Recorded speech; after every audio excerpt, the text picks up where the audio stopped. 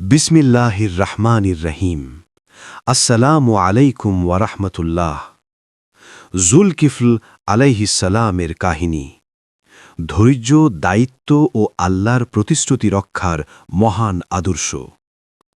প্রিয় ভাই বোন বন্ধুগণ, ইসলামের ইতিহাসে এমন কিছু নবী আছেন যাদের কাহিনী কোরআনে সংক্ষেপে এসেছে, কিন্তু তাদের চরিত্র, ধৈর্য ও আত্মত্যাগ মানবজাতির জন্য গভীর শিক্ষা বহন করে। জুলকিফল আলাইহিসসালাম তেমনই একজন মহান নবী। তার নাম কোরআনে মাত্র 2 বার এসেছে, কিন্তু এই অল্প কয়েকটি আয়াতেই ফুটে উঠেছে তার অসাধারণ গুণাবলী, বিশেষ করে ধৈর্য, ন্যায়পরায়ণতা এবং দায়িত্ব পালনের দৃঢ়তা। আল্লাহ তাআলা কুরআনে বলেন, আর স্মরণ করো ইসমাইল, ইদ্রিস ও জুলকিফিলকে। তারা সবাই ছিলেন ধৈর্যশীলদের অন্তর্ভুক্ত। সূরা আল আম্বিয়া আয়াত 85। এই আয়াতই প্রমাণ করে জুলকিফল আলাইহিসসালাম ছিলেন ধৈর্যের এক জীবন্ত প্রতীক। জুলকিফল আলাইহিসসালাম কে ছিলেন? ইসলামী ঐতিহাসিকদের মতে জুলকিফল আলাইহিসসালাম ছিলেন বনি ইসরাইলের একজন নবী। কেউ কেউ বলেন তিনি নবী আইয়ুব আলাইহিসসালামের পরবর্তী যুগের মানুষ। আবার কারো মতে তিনি ছিলেন নবী হিজকিল বা ইজিকিয়েলের সঙ্গে সম্পর্কযুক্ত। জুলকিফল শব্দটির অর্থ যিনি দায়িত্ব গ্রহণ করেন, বোঝা বহন করেন, প্রতিশ্রুতি রক্ষা করেন। এই নামই তার জীবনের মূল পরিচয়। শাসক ও বিচারক হিসেবে জুলকিফল আলাইহিসসালাম। তার যুগে বনি ইসরাইল ছিল নৈতিক অবক্ষয়ে নিমজ্জিত। মানুষের মধ্যে অন্যায়, অবিচার, লোভ ও ক্ষমতার অপব্যবহার বেড়ে গিয়েছিল। তখন আল্লাহ তাআলা জুলকিফল আলাইহিসসালামকে শুধু নবী হিসেবেই নয়, বরং ন্যায়পরায়ণ বিচারক ও শাসক হিসেবেও দায়িত্ব দেন। তিনি প্রতিদিন মানুষের বিরোধ নিষ্পত্তি করতেন, অত্যাচারীর বিরুদ্ধে রায় দিতেন এবং দুর্বলদের পক্ষে দাঁড়াতেন। কিন্তু সমস্যা ছিল, মানুষের অভিযোগের শেষ ছিল না। সকাল থেকে রাত পর্যন্ত তাকে বিচার কার্যে ব্যস্ত থাকতে হতো। সবচেয়ে বড় পরীক্ষা, দায়িত্ব গ্রহণের প্রতিশ্রুতি। এক সময় বনি ইসরাইলের প্রবীণ নবী বা শাসক ঘোষণা দিলেন, আমার পর এমন একজন দায়িত্ব নেবে যে 3টি কাজ করতে পারবে। কখনো রাগ করবে না, সারাদিন মানুষের বিচার করবে, রাতে ইবাদত করবে এবং ঘুমাবে না। অনেকে এই কঠিন শর্ত শুনে পিছিয়ে গেল, কারণ এটা শুধু কথা নয়, এটা ছিল আত্মসংযম ও আত্মত্যাগের চরম পরীক্ষা।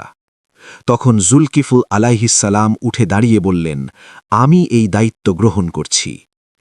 এই প্রতিশ্রুতি তাকে আল্লাহর কাছে বিশেষ মর্যাদায় পৌঁছে দেয়। শয়তানের চক্রান্ত ও ধৈর্যের পরীক্ষা। যখন জুলকিফল আলাইহিসসালাম দায়িত্ব গ্রহণ করলেন, শয়তান ঈর্ষান্বিত হয়ে উঠল। সে ভাবল, আমি এ মানুষটিকে রাগান্বিত করেই ছাড়ব। শয়তান বারবার বিভিন্ন রূপে এসে তার দরজায় কড়া নাড়ল, কখনো গভীর রাতে, কখনো বিশ্রামের সময়। একবার সে এক বৃদ্ধের রূপ ধারণ করে বলল, হে বিচারক, আমার ওপর জুলুম হয়েছে। জুলকিফল আলাইহিসসালাম তাকে শান্তভাবে পরদিন আসতে বললেন, কিন্তু সে আবার রাতে এলো, আবারও সকালে, দিনের পর দিন। কিন্তু আশ্চর্যের বিষয়, জুলকিফল আলাইহিসসালাম একবারও রাগ করলেন না। শেষ পর্যন্ত শয়তান নিজেই স্বীকার করল, আমি তোমাকে রাগান্বিত করতে ব্যর্থ হয়েছি। এই ধৈর্যই তাকে আল্লাহর প্রিয় বান্দাদের কাতারে নিয়ে যায়। কোরআনে জুলকিফল আলাইহিসসালামের মর্যাদা। আল্লাহ তাআলা বলেন, আর ইসমাইল, ইদ্রিস ও জুলকিফল, তারা সবাই সৎকর্মশীলদের অন্তর্ভুক্ত ছিলেন। সূরা আল আম্বিয়া আয়াত 86। এই আয়াতে 3 জন নবীকে একসঙ্গে উল্লেখ করা হয়েছে যারা ছিলেন সবর, ইবাদত ও দায়িত্ব পালনে অনন্য। জুলকিফল আলাইহিসসালামের জীবন থেকে শিক্ষা। 1. দায়িত্ব গ্রহণ মানেই আত্মত্যাগ। আজ মানুষ দায়িত্ব নিতে চায়, কিন্তু কষ্ট নিতে চায় না। জুলকিফল আলাইহিসসালাম শিখিয়ে গেলেন, দায়িত্ব মানে আরাম নয়, বরং ধৈর্য ও পরিশ্রম। 2. রাগ দমন করা ইমানের শক্তি। রাগ মানুষের সবচেয়ে বড় শত্রু। জুলকিফল আলাইহিসসালাম প্রমাণ করেছেন যে নিজের রাগকে জয় করতে পারে সে দুনিয়াকে জয় করতে পারে। ৩ আল্লাহর কাছে মর্যাদা আসে নীরব ধৈর্যে। তিনি কোনো অলৌকিক মুজিজায় বিখ্যাত নন, তার মুজিজা ছিল চরিত্র। আজকের মানুষের জন্য বার্তা। আজ আমরা অল্প কষ্টেই হতাশ হয়ে পড়ি, অল্প অপমানে রেগে যাই, অল্প দায়িত্বেই ক্লান্ত হয়ে পড়ি। জুলকিফল আলাইহিসসালাম আমাদের শেখান, আল্লাহ যাকে উঁচু করতে চান তাকে আগে দায়িত্ব দেন, পরীক্ষা দেন, ধৈর্যের আগুনে পরিশুদ্ধ করেন।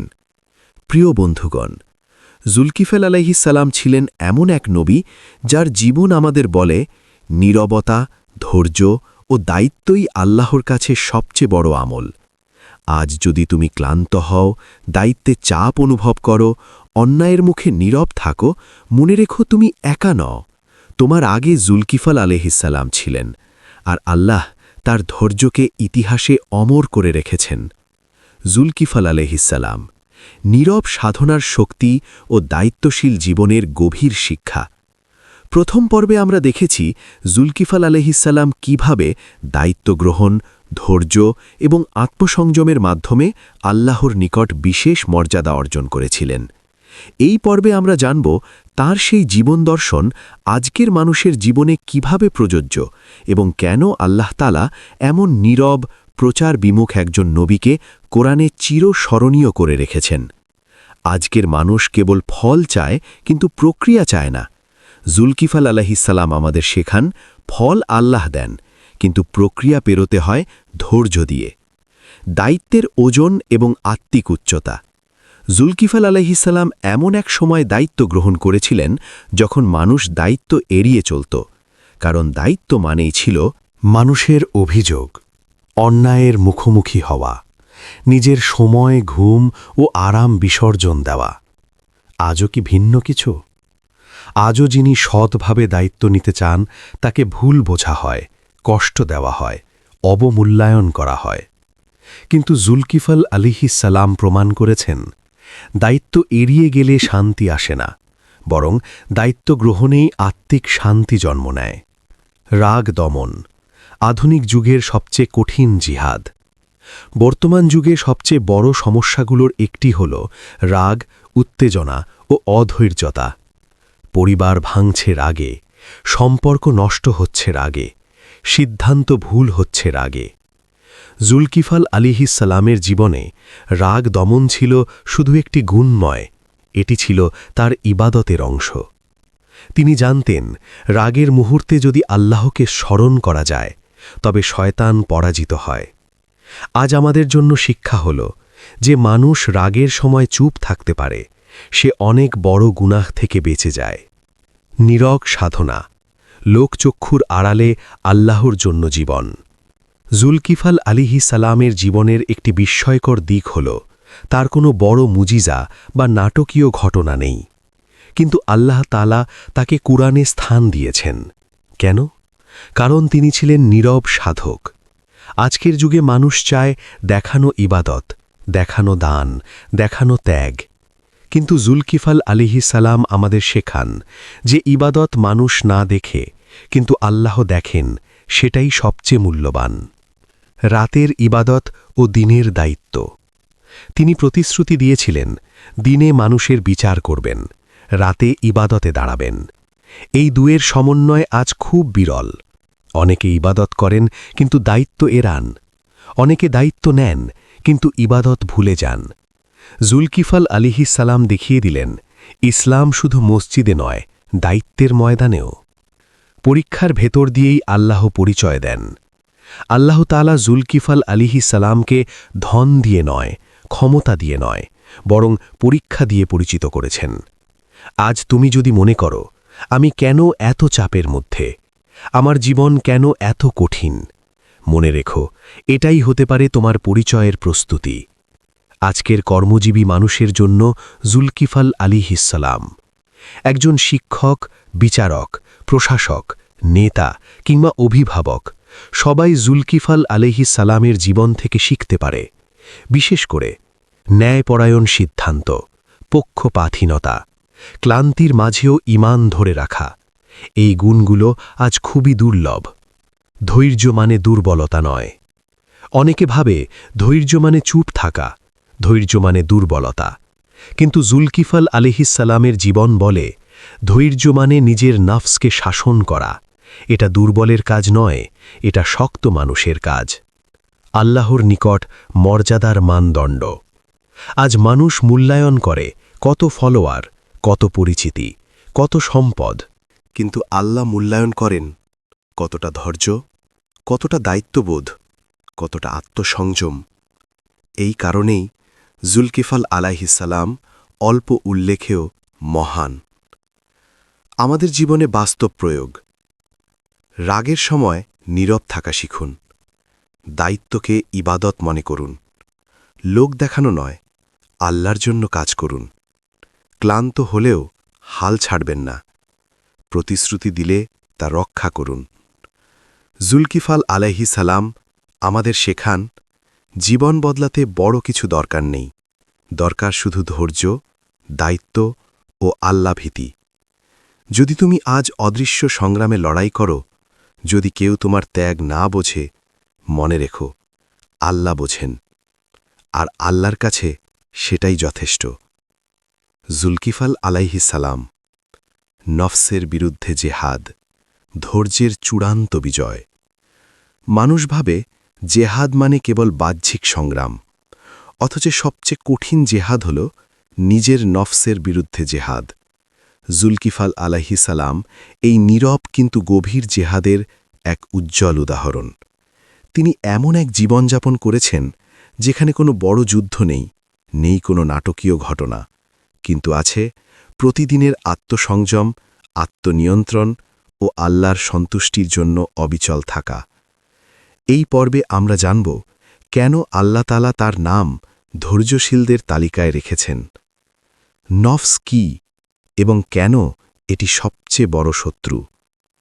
নফস হল মানুষের ভেতরের সেই প্রবৃত্তি যা আরাম চায়, দ্রুত প্রতিক্রিয়া চায়, প্রতিশোধ চায়, দায়িত্ব এড়াতে চায়। জুলকিফল আলাইহিসসালামের নফসও তাকে বলেছিল, ঘুমাও, বিশ্রাম নাও, কাল বিচার করো। কিন্তু তিনি জানতেন, নফসের কথা মানলে আল্লাহর সন্তুষ্টি হারাতে হয়। রাগ দমন নফস ভাঙার প্রথম ধাপ। শয়তান তাকে রাগান্বিত করতে চেয়েছিল, কারণ রাগই নফসের সবচেয়ে শক্ত অস্ত্র। কিন্তু জুলকিফল আলাইহিসসালাম প্রতিবার রাগের আগেই থেমে যেতেন।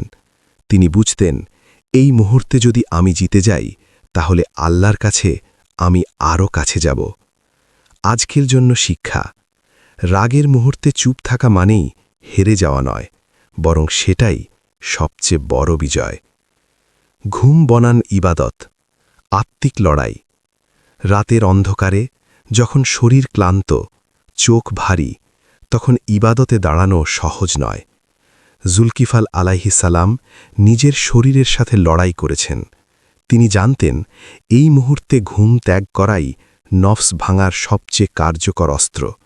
তিনি বুঝতেন, রাতের ইবাদত মানুষকে নয়, আল্লাহকে দেখানোর জন্য। প্রতিশ্রুতি রক্ষা ঈমানের বাস্তব প্রমাণ। জুলকিফল আলাইহিসসালাম যে 3টি প্রতিশ্রুতি দিয়েছিলেন, সেগুলো পালন করা ছিল নফসের উপর চরম চাপ। কারণ প্রতিশ্রুতি মানে নিজের ইচ্ছাকে পিছনে রাখা, নিজের সুবিধাকে ত্যাগ করা। তিনি কখনো বলেননি, আজ আমি ক্লান্ত, কাল করব। আজকের সমাজে মানুষ কথা দেয় সহজে, কিন্তু রক্ষা করে কজন? জুলকিফল আলাইহিসসালাম আমাদের শেখান, প্রতিশ্রুতি রক্ষা করা ঈমানের পরিচয়। আল্লাহ কেন এমন মানুষকে ভালোবাসেন? আল্লাহ তাআলা এমন বান্দাকে ভালোবাসেন যে লোকচক্ষুর আড়ালে গুনাহ ছাড়ে, যে রাগের সময় আল্লাহকে স্মরণ করে, যে কষ্টের মাঝেও দায়িত্ব পালায়। এই কারণেই জুলকিফল আলাইহিসসালামের নাম কুরআনে এসেছে ধৈর্যশীল ও সৎকর্মশীলদের সাথে। নীরব জিহাদের ফল। নফসের বিরুদ্ধে এই নীরব জিহাদের ফল ছিল অন্তরের প্রশান্তি, সিদ্ধান্তে ভারসাম্য, মানুষের দোয়া, আল্লাহর সন্তুষ্টি। আজ মানুষ বাহ্যিক বিজয় খোঁজে, কিন্তু অন্তরের শান্তি হারিয়ে ফেলে। জুলকিফল আলাইহিসসালাম দেখিয়ে দিলেন, আসল বিজয় ভেতরে।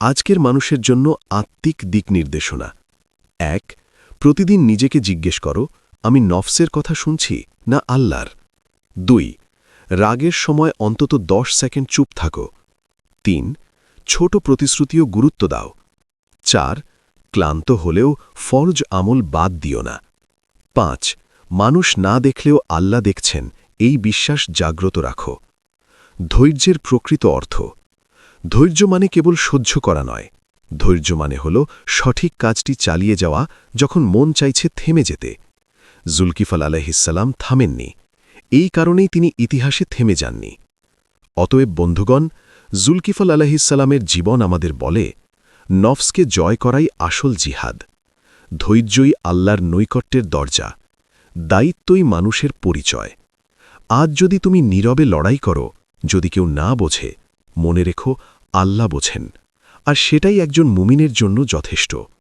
হে আল্লাহ আমাদের ঈমানী শক্তি দান করো ও হেদায়েত নসিব করো আলহামদুলিল্লাহ আজকের এই মুহূর্তে আমরা সকলে একত্রিত হয়েছি এবং আমাদের এই সম্মিলিত আহ্বান এবং চেতনার আলহামদুলিল্লাহ আজকের এই মুহূর্তে আমরা সকলে একত্রিত হয়েছি এবং আমাদের এই সম্মিলিত আহ্বান এবং চেতনার আলহামদুলিল্লাহ আজকের এই মুহূর্তে আমরা এই পর্যন্ত ভিডিওটি দেখার জন্য আপনাকে অসংখ্য ধন্যবাদ ভালো লাগলে লাইক শেয়ার এবং ফলো দিয়ে উৎসাহিত করবেন ও এই রকম নবী রসুলদের কাহিনী বন্ধুবান্ধব এবং আপনার সন্তানদেরকে জানতে আগ্রহী করবেন এবং সাবস্ক্রাইব করে পাশে থাকবেন যাতে এই ধরনের ভিডিও আপনাদের কাছে পৌঁছে দিতে পারি এই রকম ভিডিও দেখে আমরা আমাদের অন্তরাত্মাকে পরিশুদ্ধ করতে পারি আসসালামু আলাইকুম ওয়া রাহমাতুল্লাহ